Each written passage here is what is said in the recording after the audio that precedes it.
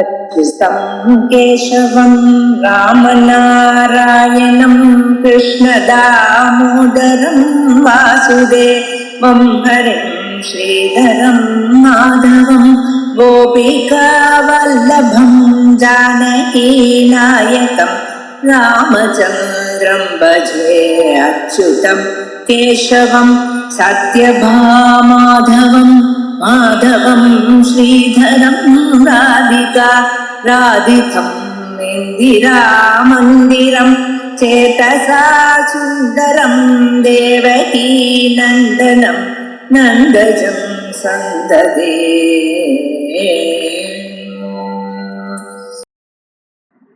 இப்படி முள்ளையார் மூக்கிலிருந்து அவளை வேலை பண்ணும்படி பண்றார்.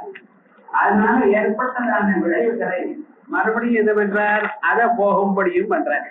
இந்த ரெண்டும் ஒருவராலேயே பண்றதுனால அவருக்கு ஸ்கந்தான்னு பேரு வந்ததுன்னு சொன்னோம். அமிர்த ரூபேண கச்சதி வாயு ரூபேண சோஷயதிவா இது ஸ்கந்தா. காத்து வடிவமாக இருந்து கொண்டு எல்லா விதமான சக்திகளையும் தான் இழுத்துக் கொள்கிறார். இது வரைக்கும் பார்த்தோம். இந்த ஸ்கந்தகான்னு இருக்க, இது தனியாக சுப்பிரமணிய சுவாமிக்கு ஒரு பேர். அந்த சுப்பிரமணிய சுவாமி முருகன் சொல்றோம் பார்த்தா, அந்த சக்தியாகவும் இருக்க. சுப்பிரமணிய சுவாமி அப்படின்னு சொல்றது ஒரு அவதாரமாக நம்ம கருதுறது இல்லை. மகாவிஷ்ணுவுக்கு எப்படி அவதாரமோ அதே போலயே பரமேஸ்வருடைய அவதாரங்கள் எப்படி சொல்றோமோ அப்படி சுப்பிரமணிய சுவாமிய அவதாரம்னு சொல்லல. ஆனா சுப்பிரமணிய சுவாமி சக்தி, சாட்சாத் பரமேஸ்வரனுடைய சக்தி. உலகத்தை எல்லாம் கட்டி காக்கக்கூடியதான ஒரு சக்தியானது சுப்பிரமணிய சுவாமியா வந்தது அப்படின்னு புராணங்கள் சொல்றது. ஆகையால் பிரம்மண்யமாக இருக்கக்கூடியதான சக்திக்கு ஸ்கந்தம்னு பேர். அந்த ஸ்கந்தம் தான் மகாவிஷ்ணு ஸ்வரூபம். அந்த சக்தியாக மகாவிஷ்ணு ஸ்வரூபமாக இருக்கு என்று சொல்லப்படுகிறது. இந்த சுப்பிரமணிய சுவாமியை பத்தி கொஞ்சம் நம்ம தெரிஞ்சுக்கணும். ஏன்னா பல புராணங்கள்ல சுப்பிரமணிய சுவாமியை பத்தி சொல்லியிருக்கு. சாதாரணமாக வேதத்திலையும் சுப்பிரமணியோகம் சுப்பிரமணியோகம் சுப்பிரமணியோ அப்படின்னு வேதமே அந்த சுப்பிரமணிய சுவாமியை பத்தி சொல்றாரு. அந்த சுப்பிரமணிய சுவாமிக்கு வடிவம் என்னன்னா ஓங்காரம் தான் அவருக்கு வடிவம். வேதமே என்ன சொல்ற, சுப்பிரமணியம்னா ஓம்னு சொல்லி அந்த ஓமே அப்பாவுக்கே எடுத்து சொன்னவர் அவர். ஆகையால் அவருக்கு சிவகுரு அப்படின்னு பேர். சிவனுக்கு குருவா இருந்தவர். அந்த ஓங்காரத்தினுடைய தத்துவம் என்ன, தத்துவாதீதமான தத்துவம். 36 தத்துவங்களா, 36 தத்துவங்களுக்கும் அப்பாற்பட்டதான ஒரு தத்துவம் அந்த தத்துவம், அந்த சக்தி தத்துவம் அப்படின்னு விசேஷமாக எடுத்து உரைத்தவர் சுப்பிரமணிய சுவாமி. இந்த தத்துவங்கள் நம்மகிட்ட இருந்த போதிலும் நாம் பரமனை பார்க்காமல் இருப்பதற்கு காரணம் என்ன, அந்த தத்துவங்கள் மறைக்கப்பட்டிருப்பதனால். அது எப்படி 3 விதமாக மறைக்கப்பட்டு, அதை அவர்கள் அந்த சைவ சித்தாந்தத்துல மலங்கள்னு சொல்றாங்க. ஆணவ மலம், காயிக மலம், கார்மிக மலம் அப்படின்னு அவ சொல்லிட்டு இருக்காங்க. காண்மலம்னு சொல்வார், காண்மல மலம்னு சொல்வார், காயிக மலம்னு சொல்வார், ஆணவ மலம்னு சொல்வார். ஆணவம்னா ஒரு அகங்காரம் நம்மகிட்ட இருக்கு. உண்மை தெரியாதனால்தான் அகங்காரம். அகங்காரம் வர வர நீங்க ரொம்ப குறுகி போயிட்டு, அகங்காரம் போனாதான் சர்வ வியாபகம். என்னை பத்தி உலகத்துல எல்லோரும் பேசணும், நான் எல்லாருக்கும் புகழை அடையணும் எனக்கூடியதான எண்ணம் இருக்க இருக்க நீங்க குறுகி போயிடுறது. பரமனதே எல்லா தத்துவமும் எல்லா வீரியமும் எல்லா சக்தியும் நாம் அவருக்கு தாசராக இருக்கோம். அவர் கட்டளையிட்டதான செயல்களை பண்ணி கொண்டிருப்போம். எல்லாவற்றையும் அவரே பண்ணுகிறார் எனக்கூடியதான எண்ணம் யாருக்கு இருக்கோ அவ வியாபிச்சிருக்கு. ஆகையால் இந்த ஆணவ மலம் எனக்கூடியதான மலமானது நம்ம அகங்காரத்தை குறிக்கிறது. கார்மிக மலம் தெரியும், நம்ம பண்ணக்கூடியதான கர்மாக்கள், நல்ல கர்மாக்கள் கெட்ட கர்மாக்கள் மாத்தி மாத்தி பண்ணி கொடுத்திருக்கோம். அவைகள்ல இந்த கர்மாவை நீங்க பண்ணின பிறகு அதை அனுபவிக்கிறதுக்காக வரக்கூடியதான பிறவிகள் என்ன, அப்பிறவிகள்ல தாங்கள் அனுபவிக்க கூடியதான சுக துக்கங்கள் என்ன, எல்லாமே சேர்ந்து கார்மிக மலம். அதற்கு மேல இருக்கக்கூடியதான ஒரு மலமானது காயிக மலம். இந்த ஸ்தூல சரீரத்தினால சரீரமா இருக்கக்கூடியதான மலங்கள். நானமா இந்த நல்லா அழகா இருக்கு அப்படின்னு நினைச்சுட்டு இருக்கோம். இதனுடைய அழகு எவ்வளவு வரைக்கும் நமக்கே தெரியும். ஏன்னா இந்த சரீரம் அது வேலை செய்யற வரைக்கும் நல்லா இருக்கா போல இருக்கு. ஒரு நாள் ஜுரம் வந்துருது, வேலை செய்யலைன்னா அதுவே நமக்கு பாரமா இருக்கு. இந்த சரீரமே நமக்கு பாரம். வயசானதுல உட்கார்ந்தவன் எழுந்துக்கிறதுக்கு அந்த சரீரமே அவனுக்கு ஒத்துழைக்க மாட்டேங்கிறது. இப்படி பாரமாக இருக்கு. அது ஒரு மலம். இப்படின்னு காய்க மலம், கார்மிக மலம், ஆணவ மலம் அப்படின்னு 3 மலங்களாக இந்த 36 தத்துவங்கள் அமைஞ்சிருக்கு. இந்த தத்துவங்களுக்கு அப்பாற்பட்டதாக ஒரு ஸ்வரூபம். அந்த தத்துவம் தான் நீங்க சொல்லக்கூடியதான தத்துவாதீதமான ஒரு ஸ்வரூபம். தத்துவாதீதா, தத்துவமயி, தத்துவமர்த்தஸ்வரூபிணி, இவைகள்லாம் தத்துவமர்த்தம். அந்த தத்துவமர்த்தம் தான் அகார உகார மகார சமஷ்டி வடிவமான ஓங்காரமாக இருக்கு அப்படின்னு சாஸ்திரங்கள் சொல்றது. அந்த ஓங்காரத்துக்கு அர்த்தமா இருக்கக்கூடியவர் சுப்பிரமணிய சுவாமி.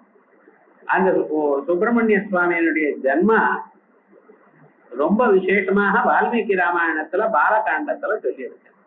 அதே போலயே பத்ம புராணத்துல சொல்லியிருக்கு, காந்த புராணத்துல சொல்லியிருக்கு.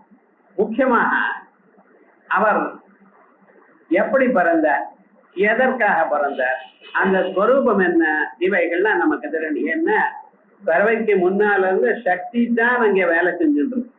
சுப்பிரமணிய சுவாமியுடைய சரீரத்துல அவருடைய பிறவில சக்தி ஸ்வரூபமாக இருக்கு. ஏன்னா அவருடைய ஜன்ம ரகசியத்தை பார்த்தாலே நமக்கு இவைகள்லாம் நன்றாக தெளிவாரு.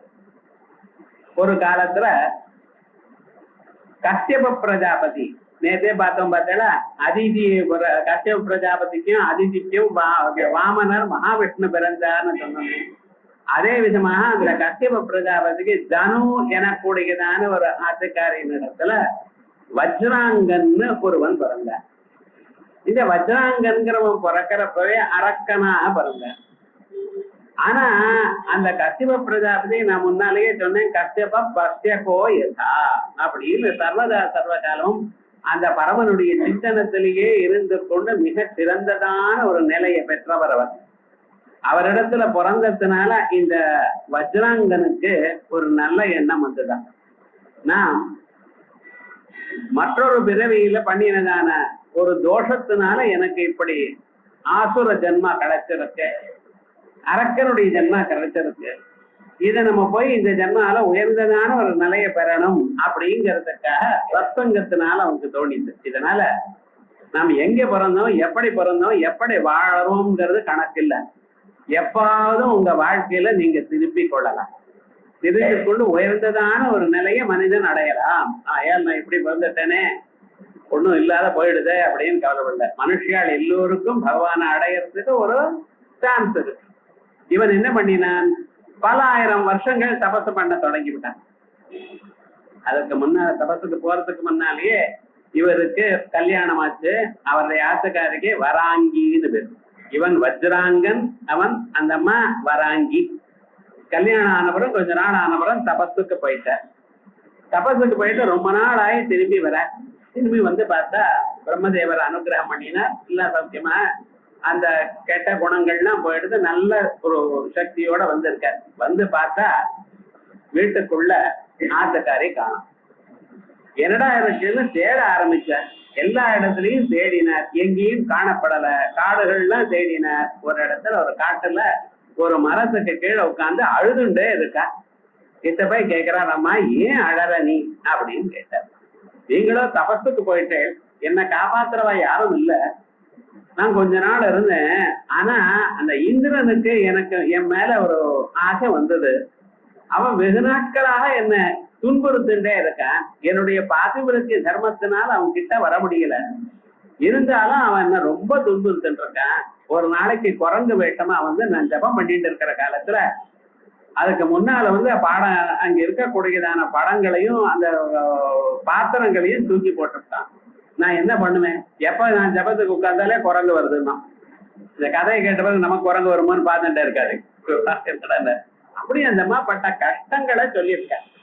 அதற்கு பிறகு என்ன ஆச்சுன்னா, அவர் ஒரு சிம்மமாக எதிர்க்க வந்து பயமுடுத்துட்டே இருக்கான். அதையும் பார்த்து நான் கொஞ்ச நாள் அதுவும் பொறுத்துட்டு இருக்கேன்.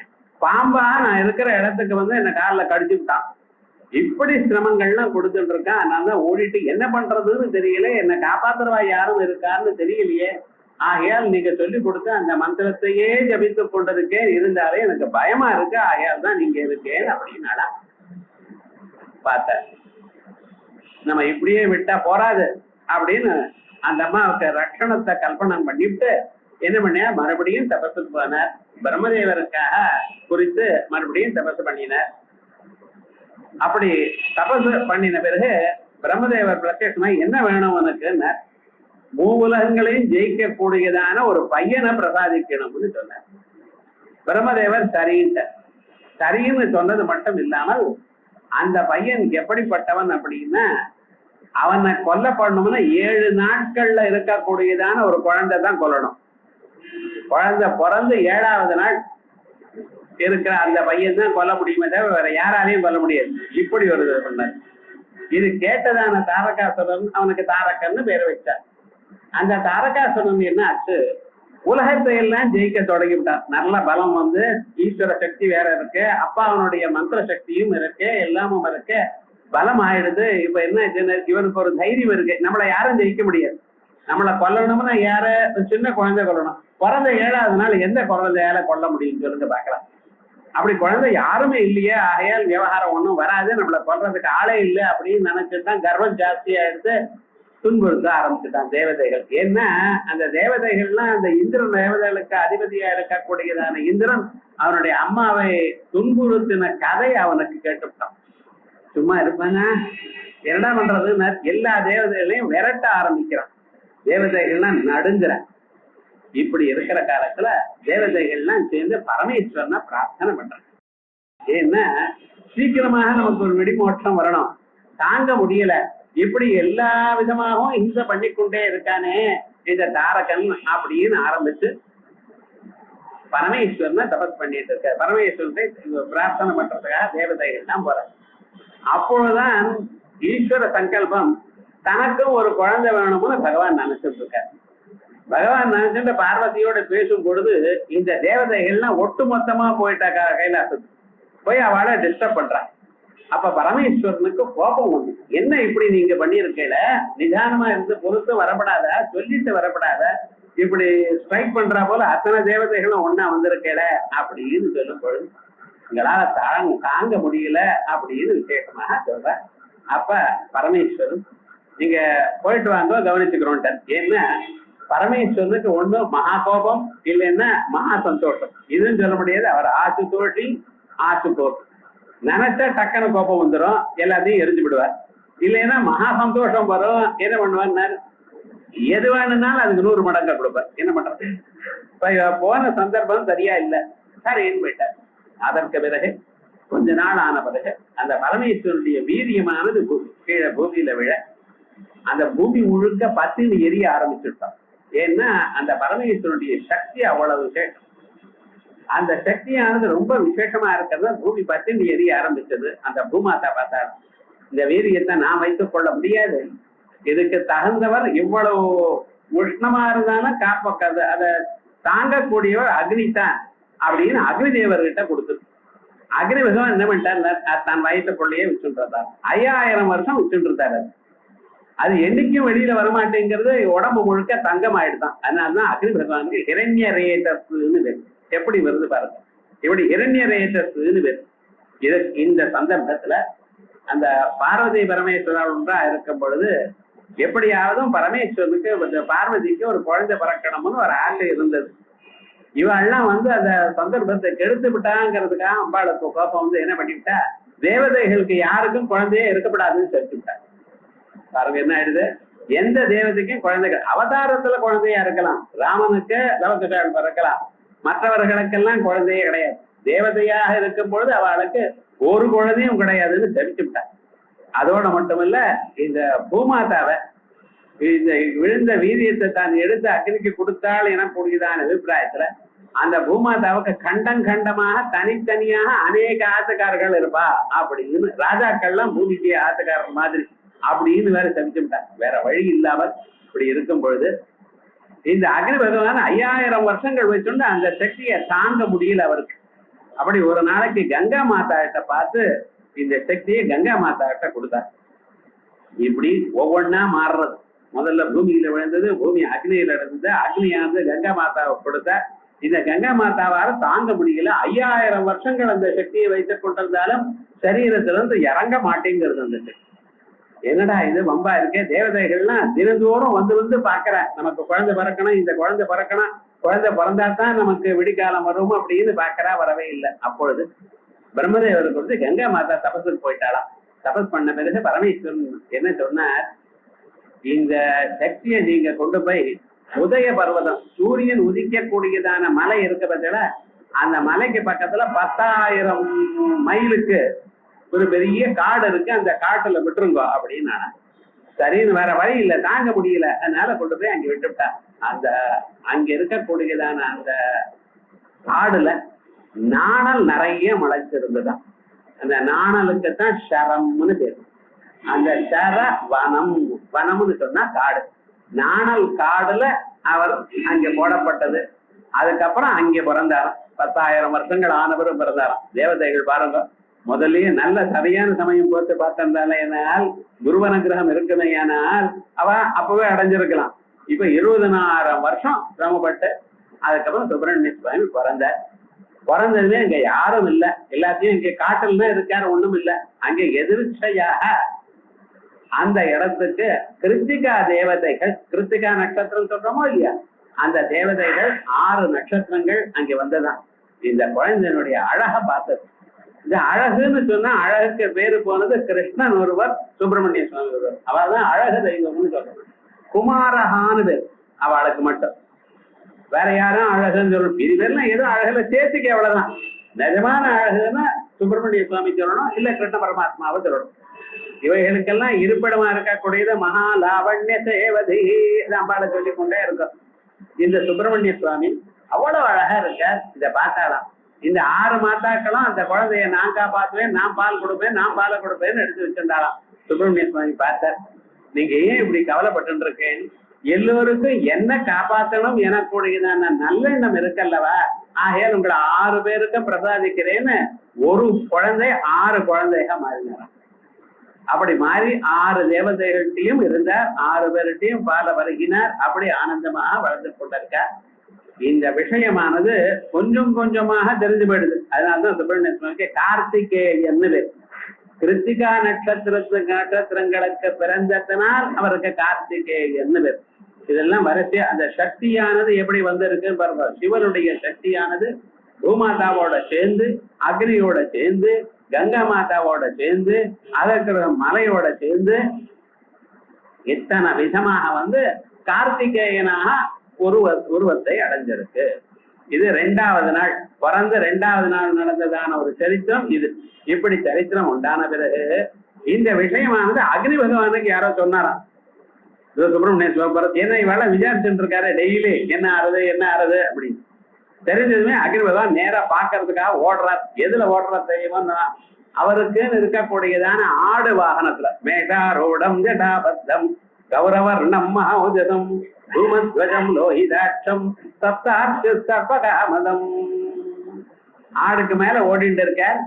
அவர் மேல போகும்போது ஆகாசத்துல புகை போயிட்டே இருக்கு. ஏன்னா அவருக்கு தூமத்வஜரோ இல்லையோ, அவர் நெருப்பாச்சு எரிஞ்சுட்டே இருக்கு, மேல புகை போயிட்டே இருக்கு.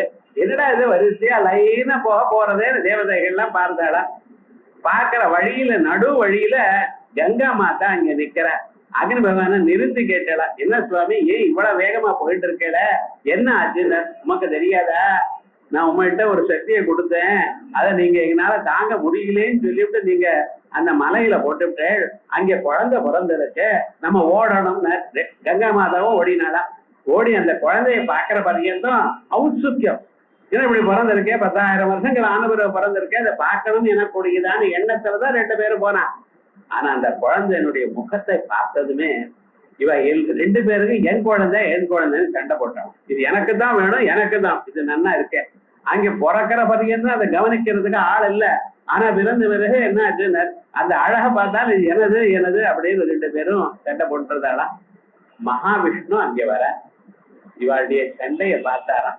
சண்டைய பார்த்து அவர் சிரிச்சுட்டாராம், என்ன சுவாமி இப்படி நடக்கிறத, இருக்கிற வரைக்கும் அவளுக்கு ஹெல்ப் பண்ணல, வசதியா வந்த பிறகு எனது சண்டை போட்டிருக்கா இவ எல்லாம், அப்படின்னு இந்த விஷயத்த பரமேஸ்வரனை கொண்டு போய் சொன்னாலாம். சொல்லிவிட்டு பரமேஸ்வரா நீங்க போய் இவளுடைய சண்டையை தீர்த்து வைக்கணும் அப்படின்னு சொன்னார். பரமேஸ்வரன் சொன்னார், ஓஹோ இது நம்ம சக்தி, இதை கொண்டு போய் இத்தனை பேர் எனது எது ஊர்ல கூறு போட்டு இருக்கா அப்படின்னு சொல்ல பார்வதி மாதாவை அழைச்சுட்டு அவரும் அங்கே போனாலாம்.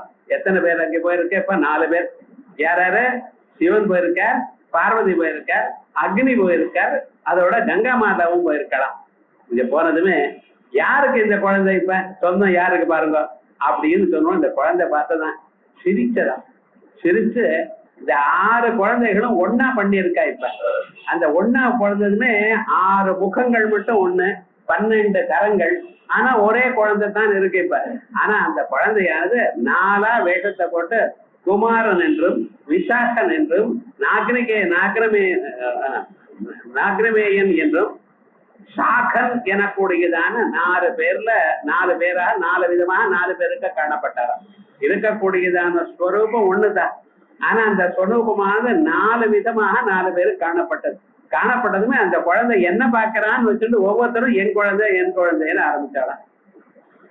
அப்புறம் பரமேஸ்வரன் அவளுக்கு நிறுத்தி வச்சு அப்படி எல்லாம் இது பண்ணாதீங்க, இந்த ஒரு குழந்தைய அவளுடைய குழந்தையாக இதை எடுத்துக்கோங்க அப்படின்னு சொல்லி, எனக்கு குழந்தையா இருக்கும் பொழுது அவருக்கு குஹன் என்று பெயர், பார்வதி மாதாவுக்கு குழந்தையா இருக்கும் பொழுது அவருக்கு ஸ்கந்தன் என்று பெயர், அக்னிக்கு குழந்தையா இருக்கும் பொழுது அவருக்கு மகாசேனன் என்ற பேரு, கங்காவுக்கு குழந்தையா இருக்கும் பொழுது குமாரன் என்ற பெயர், இந்த காட்டுக்கு குழந்தையா இருக்க இல்லையா, காட்டெல்லாம் பிறந்தாரு இல்லையா, சரவண பவஹா அப்படின்னு ஐயாலிங்கன்னா சரவணம்னு பேர் இவருக்கு அப்படின்னு விசேஷமாக சொல்லி அவ எல்லாரையும் அழைச்சிட்டு போய் அந்த குழந்தைய 5வது நாள் பிறந்த 5வது நாள் அந்த குழந்தைக்கு பட்டாபிஷேகம் பண்ணினாலா. தேவதைகளுக்கெல்லாம் ஈஸ்வரனா இருக்கணும். அதற்கு பிறகு அத்தனை தேவதைகளும் சேர்ந்து அவ சக்தியை கொடுத்தார். சக்தியை கொடுத்த பிறகு 7வது நாள் தேவ சேனாபதியாக இருந்து கொண்டு அந்த சுப்பிரமணிய சுவாமி அவர் அந்த தாரகாசுரனை சொன்னார். இப்படி விசேஷமாக சுப்பிரமணிய ஜனனம் இருக்க பட்சல அவருடைய பிறவியே ஒரு மந்திரம். ஆனா அவருடைய பெயரே சரவண பவஹா, சரவணத்தில் பிறந்தவர். அதே போலயே அவர் கங்கா மாதாவுக்கு பிறந்ததுனால பரிபூர்ணமான ஒரு ஸ்வரூபம். அத்தியுதமாக எல்லா பாபங்களையும் நினைத்த மாத்திரத்தினால பாபத்தை போக்கக்கூடியவர். அக்னிக்கு குழந்தையாக பிறந்ததுனால அக்னி எப்படி பரம பாவனா இருக்காரோ அப்படி பாவன ஸ்வரூபமா இருக்கிறவர். பரமேஸ்வரன் குழந்தையா இருக்கிறதுனால பரமேஸ்வரன் சந்தமன்னு பேரு, நல்லதையே பண்றவர், மனசுக்கு நிம்மதியை கொடுக்கக்கூடியதான ஒரு ஸ்வரூபமாக இருந்துட்டு இருக்க. பார்வதிக்கு குழந்தையா இருக்கிறதுனால அவருக்கு ஸ்கந்தன்னு பேரு. ஸ்கந்தன்னா எல்லா இடத்துலயும் ஓடுறவர், எல்லாருடைய மனசுக்கும் சந்தோஷத்தை கொடுக்கிறவர் அப்படின்னு உள்ள இருந்து கொண்டு நம்ம துக்கங்கள் துன்பங்களை எல்லாம் நீக்கி சந்தோஷத்தை கொடுக்கக்கூடியதான திவ்யமான ஒரு சக்தியாக அவர் இருக்கட்டும் அப்படின்னு அம்பாள் பிரார்த்தனை பண்ணின பிறகு அந்த அம்பாள் தான் சுப்பிரமணிய சுவாமிக்கு சக்தியை கொடுத்தார். வேல் எனக்கூடியதான ஒரு ஆயுதத்தை கொடுத்தாளா. இந்த ஆயுதத்தினால நீங்க அந்த தாரகாசுரன் மற்ற அசுரர்கள்னா அவளுடைய மாயையை உடைக்கணும். அவ மாயையை வச்சுருக்க, அந்த மாயினால ஒரு இடத்துல பானத்தை போட்டு ஒரு இடத்துல போயிட்டு இருக்க. என்ன பண்ணினா அந்த சக்தி ஆயுதத்தை கொடுத்த பிறகு அந்த சக்தியை பிரயோகம் பண்ணினதுமே அந்த அரக்கர்களுடைய மாயையில சின்ன சின்னமா போயிடுது. அதற்கு அவ கண்ணுக்கு தெரிய ஆரம்பிச்ச சப்தவேதி எனக்கூடியதான ஆயுதத்தை போட்டு அவள்லாம் கொண்டுட்டாரு. விசேஷமான சரித்திரம் அது சூரசம்ஹாரம். இப்படிப்பட்டதான சரித்திரங்கள்னா ஸ்காந்த புராணத்துல விசேஷமாக தெரியுது. இந்த சக்தியானது மகாவிஷ்ணு தன்னுடைய சகல சக்தியும் அந்த பரமேஸ்வரன் அவரிடத்துல கொடுத்தாராம் சுப்பிரமணிய சுவாமிக்கு சண்டை போடுறதுக்காக தான். அதனால அந்த அழகு முழுக்க அவர் இடத்துல இருக்கு, சக்தி முழுக்க அவர் இடத்துல இருக்கு. ஆகையால் தான் அப்படின்னு சகல சக்தியும் அவர் இடத்துல கொடுத்ததுனால அவருக்கு ஸ்கந்தர்னு. இந்த நாமாக்கள் ஆச்சாரியர் விசேஷமாக ஸ்கந்தம்னா எல்லாருக்குள்ளயும் புரிந்து இருக்கிறவர், எல்லோருடைய மனசையும் குளிர செய்யறவர் அப்படிங்கிற அர்த்தத்துல சொல்லியிருக்கார். இப்படி ஸ்கந்தா ஸ்கந்தத்தை அமிர்த ரூபேன அமிர்த வடிவமா இருந்து கொண்டு எல்லோரையும் எல்லா இடத்திலையும் சிரவித்துக் கொண்டிருக்கிறார். யார் ஸ்கந்தா அல்லது வாயு ரூபேன காற்று வடிவமாக இருந்து கொண்டு எல்லா துஷ்ட சக்திகளையும் அழித்துக் கொண்டிருக்கிறார். ஆகையால் ஸ்கந்தா 2 பேர். பிறகு ஸ்கந்ததரஹா, ஸ்கந்தஹான்னு பார்த்தோம், ஸ்கந்ததரஹாங்கிறோம். இந்த இடத்துல ஸ்கந்ததரஹான்னா இங்க ஸ்கந்தம்னு சொன்னா தர்மம்னு அர்த்தம். தர்ம வழி. சுப்பிரமணிய சுவாமி அவர் தர்மத்தை எப்பொழுதும் நிலைநாட்டுறவர், நல்லதை காப்பாற்றுறவர். உங்களுக்கு நீங்க பகவான் சுப்பிரமணிய சுவாமி பக்தரா இருந்ததுன்னா ஆட்டோமேட்டிக்கா உங்களுக்கு நல்ல வழி தான் வரும். அதுக்கப்புறம் கெட்ட வழியில போக மாட்டான். போனானேயானால் அவன் நிஜமாக உபாசனம் பண்ணலேன்னு அர்த்தம். அந்த முருகனுடைய உபாசனம் என்ன பண்றது, உங்களுக்கு நல்ல வழியிலேயே உங்க மனசை செலுத்துறது. அப்படி காரணம் என்னன்னு அந்த ஸ்கந்த சப்தத்துக்கு தர்மம்னு அர்த்தம். அந்த தர்ம மார்க்கத்திலேயே உங்களை எப்பொழுதும் நிறுத்தி வைக்கிறவர். ஆகையால் அவருக்கு ஸ்கந்த தரஹா, தர்ம பதம் தாரயதி, தர்ம மார்க்கத்தை. தர்ம மார்க்கம் என்ன? தர்மம்னா என்னது? நமக்கு கொடுத்ததான செயலை ஒழுங்கா பண்றது. நாம் எதை பண்ணினாலும் இன்பருக்கு துன்பம் இல்லாம பார்க்கறது. நல்லோரா இருந்தா அவளுக்கு நம்மளால முடிஞ்சளவுக்கு சகாயம் பண்றது, ஏதோ தானாதிகள் பண்றது. அதே போலயே எப்பொழுதுமே நாம் உண்மையோட நடந்துக்கிறது. இவைகள்லாம் தர்மம். இந்த தர்ம மார்க்கத்துல இருந்து நம்மள அசைய விடாம நல்ல பத்திரமா பார்த்து வர. அதனால்தான் அவருக்கு ஸ்கந்ததரஹா, அந்த சக்தியை கொடுத்ததான மகாவிஷ்ணுக்கும் ஸ்கந்ததரம்னு பேர். ஆயல் ஸ்கந்த ஸ்கந்ததரோ துர்யா, துர்யா. அப்புறம் ஸ்கந்த பிரதமாமனோ அப்படின்னு ருக்வேதம் சொல்றோம். ஏன்னா ஸ்கந்தஹான வேதத்துல எங்க சார் இருக்கு அப்படின்னு கேட்பான். சுப்பிரமணியம்னு வேதத்துல இருக்கு, ஸ்கந்தஹான எங்க இருக்கு வேதத்துல? ஏன்னா முதலையே சொல்லிருக்கேன், 1000 நாமாக்களத்தான் ஏதோ ஒரு இடத்துல நீங்க சொல்லணும். அது என்ன சொல்லுங்க, ஸ்கந்த பிரதமாமனோ அப்படின்னு ருக்வேத மந்திரத்துல ஸ்கந்தா அப்படிங்கிற பேர் இருக்கு. அதற்கு பிறகு துரம் பகதி சமஸ்த பூத ஜன்மாதி லட்சணம் இத்யர்த்தா. துரம் வஹதி, அவர் எல்லோரையும் எந்த செயல் செய்யும் பொழுதும் முதல்ல தான் இருப்பார். அந்த பாரத்தை தான் வகிக்கிறார். சில பேர் என்ன பண்ணுவா, நீங்க பண்ணுங்கன்னு விட்டுட்டு நல்ல காரியம் நல்ல பலம் வந்த பிறகு என்னாலதான் வந்ததுமா, நான் சொன்னேன் அதனால தானே உங்களுக்கு வந்தது அப்படிமா. ஆனா வர்ச்சுவலா இவர் அப்படி இல்லை. எந்த ஒரு காரியமா இருந்தாலும் தானே முன்னால் நடந்து கொண்டு மற்றவர்கள்லாம் அழிச்சுட்டு போவாரா. முதல்ல வேலை செய்யறதுன்னா தானே செய்யணும். அப்படி அந்த பாரம் முழுக்க தான் வகிக்கக்கூடியதான ஒரு பொறுப்பை தான் எடுத்துக்கொள்றதுனால இவருக்கு துர்யான்னு பேர். இந்த மகாவிஷ்ணுக்கு என்ன பேரு? துர்யா அப்படின்னு பேரு. துரம் வஹதி சமஸ்த பூத ஜன்மாதி லட்சணம். சகல பிராணிகளுடைய ஜென்மா இவர்களுடைய காப்பாற்றுறது, அழிக்கிறது, இப்படிப்பட்டதான சகல சக்தியும் சகல பொறுப்பையும் பகவான் தானே எடுத்துக்கிறார். அதனாலதான் அவருக்கு என்ன பேரு? துர்யா. துரம் வஹதி சமஸ்த பூத ஜன்மாதி லட்சணாம் இது துர்யா. புருஷோ விஷ்ணுருத்யுக்தா சிவோ வா நாம தஸ்வதா அவ்யக்தந்தோ மாதேவி ஸ்ரீர்வா பத்மனி பேட்சண தத்சங்யோகாதஹங்காரஹ சத சேனாபதிர்குஹ அப்படின்னு ஸ்கந்த புராணமானது. பரமேஸ்வரன் புருஷோவை விஷ்ணுருத்யுக்தா சிவோ வா நாம தஸ்வதா. பரமேஸ்வரனுக்கு இந்த புருஷன் எனக்கூடியதான பேர். அவ்யக்தந்தோ மாதேவி, அதோடைய அவ்யக்தம் எனக்கூடியதான ஒரு தத்துவம் இருக்கு இல்லையா, அதான் அம்பாள். உலகத்துக்கு அம்மாவா இருக்கிறவன், அதே போல உலகத்துக்கு அப்பாவா இருக்கக்கூடியது பரமேஸ்வரன். அவளுடைய சயோகத்தினால ஏற்பட்டதான ஒரு சுரூபம் தத்சயோகாத் அகங்காரஹா. அவ்யக்தத்திலிருந்து என்ன உண்டாச்சு? அகங்காரம் உண்டாச்சு. அந்த அகங்காரம் தான் சக சேனாபதிர் குஹா. அவர் தான் குஹனாகவும் தேவதைகளுடைய சேனைக்கு அதிபதியாகவும் இருக்கிறவர். அப்படி அதே போல இந்த அகங்காரமானது நம்ம சேனைக்கும் அதிபதி. இது கண்ணு காது மூக்கு நாக்கு மற்ற சேனைகளுக்கெல்லாம் அதிபதி யாரு? அகம். அதானே உள்ள இருக்கக்கூடியது அகங்காரம் தானே. இதை பண்ணு அது பண்ணுன்னு உள்ள இருந்து ஏவறது. இப்படி ஒரு தத்துவம் அப்படின்னு ஸ்கந்த புராணம் சொல்றது.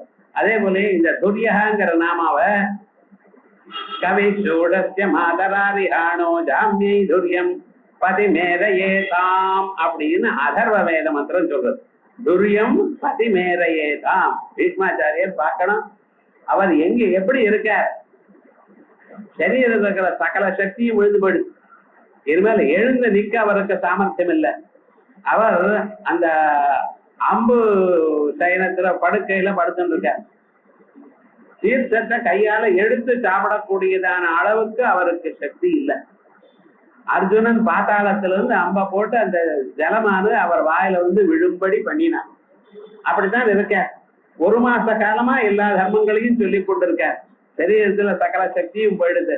ஆனா எப்ப அந்த உத்தராயணம் வந்த பிறகு நல்ல நாள்ல பகவான் எதிர்க்க பிராணனை விடணும்னு காத்து கொண்டிருக்கார்.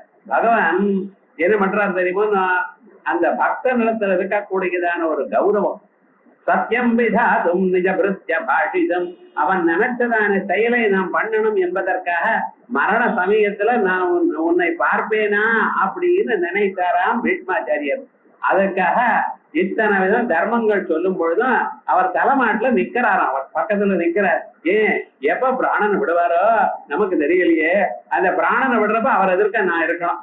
என்ன பக்தி பத்திர பக்த நடத்துல எவ்வளவு ஒரு அன்பு, அவன் மனசால நினைச்சதான பதார்த்தத்தை அதை நிறைவேற்றணும் எனக்கூடியதான ஒரு எண்ணம், ஒரு ஆகாண்ட பகவானுக்கு இருக்க. அப்படியே நிற்கிறார். அப்பொழுது வேத வேத்தியனாக இருக்கக்கூடியதான அந்த பரம்பொருளை வேத மந்திரங்கள்னாலேயே நான் சொல்லணும் அப்படிங்கிறதுக்காக ஒவ்வொரு மந்திரத்திலையும் இருக்கக்கூடியதான நாமாக்களை எடுத்து பொறுக்கி போட்டிருக்க. ஆகையால் இந்த நாமாக்கள்லாம் வேதத்துல இருக்கிற நாமாக்கள். என்ன இத பாராயணம் பண்றவாளுக்கு வேதம் பாராயணம் பண்ணிதான ஒரு பலமானது வரணும் அப்படின்னு விசேஷமாக துரியாங்கிறது பார்ப்போம். அதற்கு பிறகு வரதா அபிமதான் வரான் ததாதி இது வரதா. பகவானுக்கு வரதன் என்று பெயர். வரதம்னு சொன்னா வரமான உயர்ந்ததான பதார்த்தங்களை கொடுக்கிறது. வரம்னு சொன்னா உயர்ந்தது, பிடித்தது அப்படின்னு அர்த்தம். கல்யாணத்திலேயே அவரை வரம்னு சொல்லலோ இல்லையோ, வரம்னு சிரேஷ்டன் அர்த்தம், உயர்ந்தவன், பிடித்தவன். இப்ப தாங்கள் எதை நினைக்கிறீர்களோ அத்தனையும் கொடுக்கிறவர். அது சிலது உங்களுக்கு உயர்ந்ததாக தோணலாம், எனக்கு நன்னா இல்லைன்னு. பட்டு புடவை கொடுத்தா ஒரு அம்மாவுக்கு இஷ்டம். சாச்சா பட்டெல்லாம் மெட்ராஸ்ல கட்ட முடியுமான்னு அதெல்லாம் கிடையாது. காட்டன் புடவை கொடுங்க, விலை கம்மியா இருந்தாலும் இதுதான் நல்லதுங்கிற ஒரு அம்மா. ஒருத்தருக்கு பிடிச்சது இன்னொருத்தருக்கு பிடிக்கணும்னு நிர்பந்தம் இல்லை. பால் பாயசம் சில பேருக்கு பிடிக்கும். சார் பால் பாயசம் அப்புறம் இருக்கட்டும், ஒரு கப்பு டீ கொடுங்கன்னு அவன் அது அது கேட்கறது இது கேட்கறதுன்னு எனக்கு இப்ப அதுதான் வேணும், அது அப்புறம் வேணும்னு. ஆகையால் யாருக்கு எப்பொழுது எது பிடிக்குமோ அது தெரியாது. அவனவனுக்கு அப்பப்ப பிடித்ததான பொருளுக்கு வரம்னு. வரம் வரம்னு என்ன அர்த்தம்? அவன் அப்பொழுது விரும்பினதான பொருள், அந்த பொருளை கொடுப்பாரா பகவான். ஆகையால் அவருக்கு வரதன்னு பேர். அப்படிப்பட்டதான வரதனா இருக்கார். அபிமதான் வரான், தங்களால் விரும்பப்பட்டதான பொருள்களை கொடுப்பார். ததாதீதி வரதா. இது ஒரு அர்த்தம் சொன்னோம். இல்ல வரம்னு சொன்னா என்ன அர்த்தம்னு, யாகத்துல பசுமாட்டை தானம் பண்றோம், அந்த பசுமாட்டுக்கு வரம்னு. இந்த பசுமாட்டை தானம் பண்றதுக்கு நிறைய சந்தர்ப்பங்கள்ல வருது. சாதாரணமாக எல்லா இடத்துலயும் எல்லா தானங்கள்லயும் கோதானம், கோதானம், இரண்டி தானம் இப்படி எல்லாம் சொல்லிட்டு இருக்கமே. இந்த கோதானம்ங்கிறது ரொம்ப வசதி. பழைய நாள்ல இப்ப கோதானம் கொடுக்குறேன்னு யார் வாங்கிறவா? ஏன்னா பிளாட்ல 8வது பிளாட்ல தான் இருக்கு இல்லைங்க, பசுமாடு எங்கேயிருந்து வருது கோதானத்துக்கு. ஆனா விவகாரம் என்னன்னா, கோதானமானது ரொம்ப வசதி. ஏன்னா அதனுடைய பால் இருக்கு பார்த்தீங்களா, அதை நேரு சாட்சாத்தா விநியோகம் பண்றது. மற்ற பதார்த்தங்களுக்கு காசா கொடுத்தா அந்த காசுனால வேற ஏதோ ஒரு பொருளை வாங்கி அந்த பொருளை அப்புறம் அனுபவிக்கிறேன். பசுமாடை கொடுத்தோமே, ஏன்னா பசுமாட்டினுடைய பாலை என்னைக்கு நீங்க தானமா வாங்கின்றோ அந்த வேலையில இருந்தே உபயோகப்படுறது, உங்களுக்கு உபயோகப்படுறது. அது மட்டும் இல்ல, பசும் பால் இருக்க பட்சல அதை பரமேஸ்வரனுக்கு அபிஷேகம் பண்ணேன்னா சகல விதமான புண்ணியங்களும் உங்களுக்கு ஏற்படும். ஆகையால் சாட்சாத்தாக உபயோகப்படக்கூடியதான தானமா இருக்கிறதுனால பசு தானமானது ரொம்ப வசதின்னு. கோதானம் எல்லா தானங்களுக்குள்ளயும் கோபூதிரண்யம் முதல் தானமே கோதானம் தான் சொல்லியிருக்க. அந்த பசுமாட்டை தானம் பண்ணும் பொழுது எப்படி கொம்ப பிடிச்சி தானம் பண்ணக்கூடாது, வாழை பிடிச்சுதான் தானம் பண்ணணும். ஏன்னா பசுமானுடைய பின்புறத்துலதான் தேவதைகள்லாம் இருக்கலாம், அதனுடைய முன்புறத்துல யமதர்மராஜா இருக்கலாம். அது தெரியறதுன்னா எனக்கு கிட்ட வந்து முட்டு மூலியம் அப்படின்னு சொல்லிக்கிறேன். ஆனா சாஸ்திரம் வேற விதமா சொல்றதுன்னு வச்சுங்களேன். சில சமயத்துல என்ன பண்ணுவான்னு, இவ யுக்தியில ஏதோ சொல்லிட்டு இருப்பா, இருக்கட்டும் பொருந்துனா யுக்தியும் நம்ம எடுத்துக்கிறோம், ஒண்ணும் இல்லை. ஆனா அந்த பசுமாட்டிற்கு பதில கண்ணுக்குட்டியோட சேர்ந்துதான பசுவை அந்த வாழை பிடிச்சு தானம் பண்ணணும். தானம் பண்ணினா அவளுக்கு என்ன, அந்த பசுமாட்டினுடைய சரீரத்துல எத்தனை ரோமங்கள் இருக்கோ அத்தனை வருஷங்கள் இவன் சௌக்கியமா இருப்பான். ஒரு மண்ணு எத்தனை முடி இருக்குன்னு நீங்க எண்ண முடியுமா? அத்தனை வருஷங்கள் சௌக்கியமா இருக்கலாமா? அதனால்தான் பசு. அதோட மட்டும் இல்லாமல் மரணானந்தரம் பசுதானம் கோதானம் பண்ணுவார். என்ன மரணானந்தரம் இவன் இங்க இருந்து 360வது நாள் யமலோகத்துக்கு போறான். எங்க இன்னைக்கு போனாலும் அதுக்கு அடுத்த வருஷம் அதே நாள்ல யமலோகத்துக்கு போறாரா. அந்த யமலோகத்துக்கு போறதுக்கு முன்னால ஒரு சல்பர் லேக் ஒண்ணு இருக்கு. கந்தகத்தினால ஏற்பட்டதான ஒரு நதி, அதை தாண்டணும். அந்த நதி முழுக்க அதுல விழுந்தோம்னு வச்சுங்களேன், உடம்பெல்லாம் பத்தி எரிஞ்சு போயிடும்.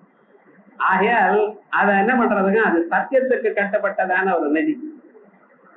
பசுமாடத்தை அதை தாண்டினா பசுமாடை எரிக்காதான், அதுக்கு ஒரு துன்பத்தையும் கொடுக்காத. ஆகையால் நம்ம பசுவை தானம் கொடுத்தோமே, ஏன்னா இந்த பசுமாடு அங்கே போகும், அந்த வாழை பிடிச்சுன்னு அக்கறையை போயிடுவாளாம். இவளுக்கு என்ன அது வரைக்கும் இவளை கூட ஒண்ணும் எரியாது. அதுக்காகத்தான் வைதரணி கோதானம்னு சொல்லும். வைதரணி நதியை தாண்டுவதற்காக செய்யப்பட்டதான கோதானம்.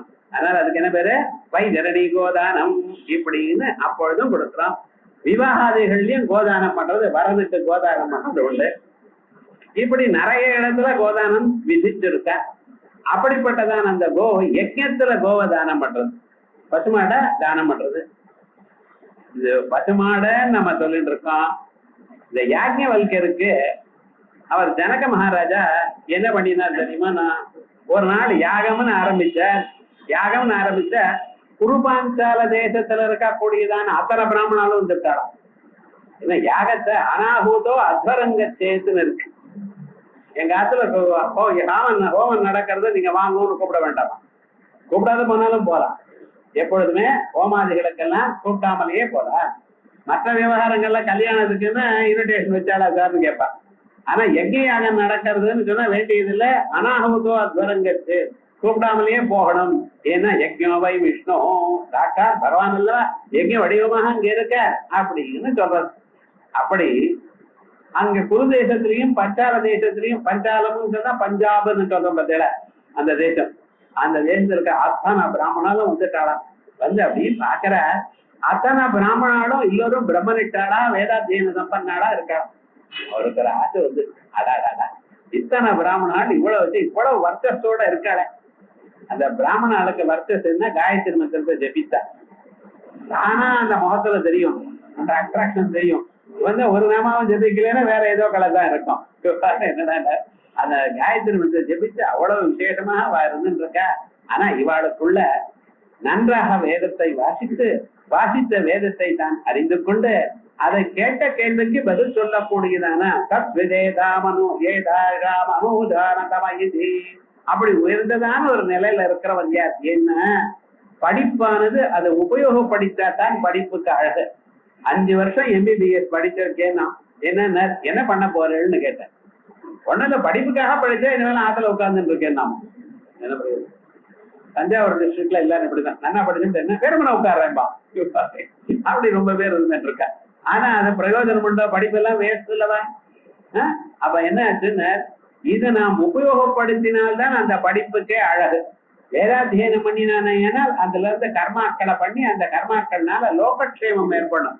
உமக்காக கர்மா இல்ல, யாரு கர்மாவை பண்றாளோ அவளுக்கு பலத்தை உத்தேசித்து கர்மாவை பண்றது நம்ம நாட்டு சம்பிரதாயம் இல்ல. நாம் பகவானை பிரார்த்திக்கும் பொழுது என்ன பிரார்த்திங்க, சர்வே ஜனா சுகினோ பவந்து, எல்லோரும் சௌக்கியமா இருக்கணும், இந்த தேசம் நன்னாக இருக்கணும், ராஷ்டிரம் தாரயதாம் துருவம் அப்படித்தான் நம்ம சொல்லிட்டு இருக்கோம். இந்த நாடு சௌக்கியமா இருக்கணும், ஜனங்கள் எல்லோரும் சௌக்கியமா இருக்கணும், பசுமாட்டுகள்லாம் மாடுகள்லாம் சௌக்கியமா இருக்கணும் அப்படின்னு எல்லோருக்கும் நன்மை உண்டாகணும் அப்படிதான் சொல்றோம். நீங்க யாகம் பண்றீல, யாகம் பண்ணும் பொழுது அக்னேஸ்வராக விஷ்ணவேஸ்வராக நீங்க ஹோமம் பண்றீல, பண்ணும் பொழுது அந்த புகையானது அங்கிருந்து வெளி கிளம்பி சூரிய மண்டலம் வரைக்கும் போறதாம். மற்ற புகையில ஒரு 5-6 கிலோமீட்டர் நின்று போயிடும். இந்த ஹோமத்துல பசுமாட்டை பசு நெய்ய பசு சாணல சேர்த்து அந்த வேத மந்திரங்களோட அந்த எப்படி பண்ணணுமோ அப்படி அதை பண்ணினா அந்த புகையானது சூரிய மண்டலம் வரைக்கும் போறதாம். ஆகாஷ அத சூரிய மண்டலத்துக்கு போய் அங்கிருந்து ஜாயதே விருஷ்டி மழையா பெய்யுது, விருஷ்டே ரன்னம், அதற்கு பிறகு அது எள்ளுக்குள்ளாக மாறுறது, தத பிரஜா ஜனங்களுக்கெல்லாம் நிறைய ஆகாரம். நம்ம நாட்டுல நிறைய காசு வருவது யாருமே சொல்லல, நிறைய ஆகாரம், எல்லோருக்கும் ஆகாரம் வரணும். இதுக்காகத்தான் ஒரு அந்தனர் யாகம் பண்றாருன்னு சொன்னா அவர் காரியத்தை அவர் ஒழுங்கா பண்ணினாரே என உலகத்துக்கு க்ஷேமம் வரும். இப்படி எல்லாத்துக்கும் க்ஷேமம் வரணுங்கிறதுக்காக என்ன பண்ணினானா தியாகம் பண்றார். அத்தனை பிராமணால வந்திருக்கா, இவைகள்ல நன்ன புரிஞ்சுட்டு எடுத்து கேட்ட கேள்விக்கு எடுத்து சொல்லக்கூடியதான வியக்தி யாராவது இருக்காரா, அதை நான் பார்க்கணுமே அப்படின்னு நினைச்சார். ஒரு பரீட்சை வைப்போமான்னு வைக்காதுங்க, பிராமணால பரீட்சை வைக்கப்படாது. பரீட்சை வச்சு பாஸ் பண்ணி இதெல்லாம் கிடையாது. ஆகையால் என்ன பண்றதுன்னு அவரே என்ன பண்ணார், 10,000 பசுமாடை அங்க கொண்டு வந்தார். அது யானை மாதிரி இருக்கக்கூடியதான ஒரு காளையை அங்க கொண்டு வச்சார். ஒவ்வொரு பசுமாட்டு தலையிலையும் 10 கிராம் தங்கத்தை சேர்த்து வச்சார். அத்தனையும் அங்க வச்சிருக்கார். உங்களுக்குள்ள தாங்கள் யார் நன்னா படிச்சவாள்னு தெரியறதோ அவ இதை எடுத்துக்கலாம், நான் கொடுத்தேன்னு மாட்டேன். ராஜாவர் சரின்னு சொல்லிட்டார். பிராமணாலாம் என்னென்ன வெறும்னு வைக்கிறத, ஏன்னா நம்ம சொன்னா பக்கத்துல இருக்கிற விவானம், பக்கத்துல இருக்கிறது சொன்னா வேற யாராவது, அப்படி யாரும் முன்னுக்கு வரலையா. இப்படி ஒரு 1/2 மணி நேரம் ஆச்சு. யாஜ்ஞவல்கியர் உட்கார்ந்து இருந்தார். அவர் என்ன பண்ணார் தெரியுமா, எட்டி இருக்கக்கூடியதான ஒரு சிஷ்யன். அந்த சிஷ்யனுக்கு தாமஸ்ரவஸ்ன்னு பேர். தாமஸ்ரவான்னு கூப்பிட்டார். இதனால தெரியுது, குரு பக்கத்திலே வந்து உட்காரப்படாது, குரு எதிர்க்க உட்காரப்படாது, எட்டித்தான் இருக்கணும், இப்படி தர்மங்கள்லாம் தெரியும். என்ன ஆச்சு, அங்க இருக்கிற அந்த பையனை கூப்பிட்டதுமே கிட்ட வந்தா என்ன வேணும்னு, இந்த பசுமாடெல்லாம் கொண்டு போய் கட்டி விடுங்க மாத்துலன்ட்டார். அவன் சொன்ன வச்சுக்க, அவனுக்கு என்ன தெரியும், கொஞ்சம் வச்சு கேட்டுட்டான். அப்பதான் இங்க இருக்கிற பிராமணன்லாம் வந்துதான், என்ன நீர் தான் ரொம்ப பிரமிட்டரோ, ஏன் நீங்க இப்படி பண்ண, நீங்க தான் ரொம்ப கர்வத்தோட எடுத்துட்டு இருக்கா, எல்லாருக்கும் தெரிவிக்கிறாளா அப்படின்னாராம். அப்ப சொன்னார், நவை கோகாமாவயம், எங்களுக்கு அவையெல்லாம் இன்னும் வசதின்னு அப்படின்லாம் சொல்லல. நமஸ்குர்மோ பிரம்மனிஷ்டாயா, உங்களுக்குள்ள யாராவது பிரம்மனிஷ்டன்னு சொன்னா அவளுக்கு நமஸ்காரம் பண்றோம், அதை பத்தி இல்ல. ஆனா பசுமாடு ஏன் எடுத்துனாரு, எங்களுக்கு பசுமாடுல இஷ்டம், அதனால அழைச்சுன்னு போனேன். நீங்க யாராவது பிரம்மனிஷ்டான்னு தீர்மானம் பண்ணி எடுத்துன்னு கொண்டு வந்து கொடுத்துருவேன், சாப்பிட்ட வரைக்கும் பால் மிச்சம் விவகாரம் இப்படி பண்ணி விட்டேன். அதுக்கப்புறம் ஒவ்வொரு ரிஷியும் கேள்வி கேட்க, அத்தனை கேள்விகளுக்கும் பதில் சொல்லி தான் தான் பிரம்மனிஷ்டர்னு தீர்மானம் பண்ணிட்டார். பிரதாரட்சிக்கப்பட்டது என்ன, இந்த இடத்துல கோன்னு சொல்றதுக்காக என்ன சொல்லிருக்கா தெரியுமா, வரம் கௌர் வைவரா அப்படின்னு சுத்தி சொல்றார். ஆயால் வர சப்தத்துக்கு என்ன அர்த்தம், பசுமாடுன்னு அர்த்தம். அதனால ஆச்சாரியால் என்ன பண்ணிருக்க, தட்சிணாம் ததாதி யஜமான ரூபேணவா வரதா கௌர் வைவரா இது ஸ்ருதே. ஏன்னா வர சப்தமானது இங்க வந்து இருக்கு, வரதகான்னு. வரம்னு சொன்னா நீங்க பசுமாடுன்னு அர்த்தம் பண்ற. இது எங்க இருந்து வந்தது, வேதத்துல இருக்கு. ஆபஸ்தம்பரவுத்த சூத்திரத்துல 5ஆம் அத்தியாயத்துல இப்படி கௌர் வைவரகான்னு இருக்கு. இந்த நாமாவை ஆச்சாரியால் எடுத்து நமக்கு சொல்லியிருக்கார். விஷ்ணு சஹஸ்ரநாமம் அவ்வளவு சுலபம் இல்லை. அதுலயும் ஆச்சாரியாளுடைய பாக்கியம் அதை விட ரொம்ப வசதி. எந்தெந்த மூலையில எங்கெங்க இருக்குங்க நினைச்சு உள்ள புகுந்து அதை எடுத்து நமக்கு சொல்லியிருக்காரு. பழைய நாள்ல இந்த ரெஃபரன்ஸ் எல்லாம் கிடையாது, எல்லாம் நோட்டு. வால்மீகி ராமாயணத்துல இருக்குன்னா 24,000 ஸ்லோகம் அவளுக்கு நோட்டு. எதை சொன்னீங்கன்னா அதுல இருந்து வரிசையை சொல்ல ஆரம்பிச்சு. முன்னால சொல்ற இருக்கிற ஸ்லோகத்தை சொல்றது கஷ்டம், ஆனா சொன்னீங்கன்னா அதுல இருந்து சொல்ல ஆரம்பிச்சு. மகாபாரதம் அட்டவணை கிடையாதுன்னு 1,00,000 ஸ்லோகமோ 1,00,000 ஸ்லோகம் நோட்டுறோம், அப்படி இருந்தது. ஏழு ஆச்சாரியால் கௌர் வைவரா. இன்னைக்கு நம்ம என்ன 52 சூத்திரம் எங்க இருக்கு, அதுல அட்டவணையை பார்த்து 5ஆம் அத்தியாயத்துல 11ஆம் காண்டத்துல விசேஷம் 27ஆம் காண்டத்துல இருக்கு அப்படின்னு நமக்கு வேணும், வேண்டாம் ஆச்சாரியர்கள். ஏன்னா பழைய நாள்ல எல்லாம் நோட்டு பண்ணினவன். அதுக்கப்புறம் வரதோ வாயு வாகனஹா, வரதா வரைக்கும் பார்த்தோம். அடுத்தது வாயு வாகனஹா, மருதா சப்த ஆகவாதீன் வாகயதீதி வாயு வாகனஹா. காத்துகள், நாம காத்துன்னு சொன்னா ஃபேன் காத்து தான் நமக்கு தெரியும். நேச்சுரல் காத்து இப்ப பார்த்ததே இல்லை மദ്രാஸ்ல. என்னைக்காவது காத்து வேணும்னா பீச்சுக்கு போகணும், அவ்வளவு. இந்த காத்துங்கிறதுடைய சுபாவம் என்ன, இந்த காத்தானது கண்ணுக்கு தெரியாது, பிரத்யக்ஷம் இல்லை, அது கண்ணால பார்க்க முடியாது காத்த. ஆனா காத்தானது வீசிட்டோயனால் நம்ம சரீரத்துக்கு மேல படுமையானால் ஓஹோ காத்து இருக்கு அப்படின்னு நம்ம தெரிஞ்சுக்கிறோம். ஸ்பார்சன பிரத்யட்சமே தவிர சாட்சிட்ட பிரத்யட்சம் இல்லை. இந்த காத்தானது இந்திரனுக்கு தம்பி, அதிதியினுடைய குழந்தை. அதிஜர் அதிஜர் அந்தரிட்சம் அதிஜர் மாதாச விதாச புத்ரா விஸ்வே தேவா அதிதிர் பஞ்சஜனா அதிஜாத அதிஜனித்வம் அப்படின்னு மந்திரமானது, வேதோக்தமான மந்திரமானது இந்த அதிதி அம்மா பத்தி பேசும் பொழுது இந்த வாயுவை பத்தி பேசுறது. இந்த அதிதிக்கு வெகு நாட்களாக குழந்தை வேணும், விசிஷ்டமாக இந்திரனை விட உயர்ந்ததான ஒரு குழந்தை வேணும் எனக்கூடியதான எண்ணத்துல தபசு பண்ணினா, விரதம் பண்ணினா, பகவான சந்தோஷப்படுத்தணும் அப்படிங்கிறதுக்காக ஆத்துக்காரர் விரதத்தை சொல்லி கொடுத்தார். ஆனா நியமங்களும் சொன்னார். மத்தியான வேளையில தூங்க விடாது. அந்த அம்மாவுக்கு என்ன மீதி பேர்ல தூங்கலாம், பிரம்மச்சாரி தூங்க விடாது. ஏன்னா உபநயனம் ஆற சந்தர்ப்பத்திலேயே அவன் குருவுக்கு சபதம் பண்ணி கொடுத்திருக்கான். நதிவா ஸ்வபேத் ஓம், பகல்ல தூங்கக்கூடாது, கல்யாணம் ஆற வரைக்கும் பகல்ல தூங்கக்கூடாது. கிரகஸ்தரா இருக்கிற ஒரு 10 நிமிடம் தூங்கலாம். ஒரு 7-8 மணிக்கு சாப்பிட்டு தூங்கி விட்டு சாயங்காலம் 7 மணிக்கு எழுதக்கூடாது. இல்லை 10 நிமிடம் தூங்கலாம். ராஜா தூங்கக்கூடாது, ராஜா மத்தியான காலத்தில் தூங்கக்கூடாது. இப்படி சில நியமங்கள்லாம் இருக்கு. அப்படி இருக்கிற காலத்துல இந்த விரதத்துக்கும் பால் தான் சாப்பிடணும், மத்தியானம் வேளையில தூங்கப்படாது, இப்படி எல்லாம் விரதங்கள் இருக்கு. ஜபம் பண்ணிட்டே இருக்கணும் இப்படின்னு இருந்த இந்த இந்திரன் பார்த்தாராம், என்னையும் ஜெயிக்கக்கூடியதான ஒரு குழந்தை பிறக்க போறேன், அதை நான் ஒத்துக்கொள்ள முடியுமா பாருங்க. ஏன்னா அடுத்தது இந்திர பதவி போயிடுமே. உலகத்துல எல்லாத்த விட கிரேட்டஸ்ட் பொறுத்து தாங்க. சாதாரணமான எம்எல்ஏ எம்பினால இவன் இவ்வளவு கட்டப்படுறான். உலகத்திலையும் தேவதைகளுக்கெல்லாம் வசதியான ஒரு தத்துவம்னு சொன்னா விடுவாடா. அதுக்காக இன்னொருத்தர் வந்தானேன்னா இவன் உத்தியோகம் போயிடும். அதனால நமக்கு ரொம்ப கஷ்டம் இது அப்படின்னு நினைச்சுட்டு என்ன பண்ணினாரா, இந்த கர்ப்பத்தை எப்படியாவது கலக்கணும்னு பாக்குறேன். இது அந்த அம்மா பக்கத்திலேயே அந்த அம்மாவுக்கு பரிச்சாரம் பண்றதுக்காக சேர்ந்திருக்காரு. இவன் ரொம்ப சந்தோஷம் பண்ணிட்டு இருக்க. இப்படி கொஞ்ச நாள் நடக்கிறது. ஒரு நாளைக்கு அந்த ஆசன்ன சமயமாக கர்ப்பம் பூர்ணமாக ஆற சந்தர்ப்பத்துல அந்த அம்மாவுக்கு தெரியாமலேயே மத்தியானம் ஒரு 2 மணிக்கு கண்ணை அப்படி காய்ச்சிடும். உட்கார்ந்துட்டு தான் இருக்கா, ஜபந்தான் பண்ணிட்டு இருக்கா. இருந்தாலும் தன் அறியாம கண்ணை அசிச்சுட்டாளாம். அடுத்த கணம் விரத பங்கம் ஆயிடுச்சுன்னு. ஏன்னா எல்லோருக்கும் நல்லது கெட்டது கொடுக்கக்கூடிய நிலையில தானே இருக்க. நேரா அந்த அம்மா வயசுக்குள்ள போய் அந்த கர்ப்பத்தை 7ஆ பிரிச்சார். 7ஆ பிரிச்ச பிறகு அவருக்கு ஒரு டவுட் வந்துருக்கு.